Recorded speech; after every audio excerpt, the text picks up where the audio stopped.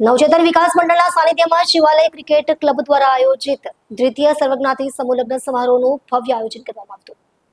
આ અનોખા સમારોહમાં જુદા જુદા સમાજના 21 જોડાએ સાદગીપૂર્ણ વૈદિક વિધિસર લગ્ન ગ્રંથિમાં બંધાઈને સમાજને એકતા અને સમાનતાનો સંદેશો આપ્યો. ક્રિકેટ ક્લબ દ્વારા રમતગમતની સાથે સામાજિક જવાબદારી નિભાવતા આ પ્રકારનો સમૂહ લગ્ન સમારોહ યોજાયો, જેમાં તમામ ધાર્મિક વિધિઓ ક્રિકેટ મેદાનની સમીપે બનાવવામાં આવેલા વિશાળ પંડાલમાં સંપન્ન કરાઈ. સમારોહમાં મુખ્ય મહેમાન તરીકે જિલ્લાના વરિષ્ઠ અધિકારીઓ અને સમાજ સેવકો ઉપસ્થિત રહી વરવધુઓને આશીર્વાદ આપ્યા હતા.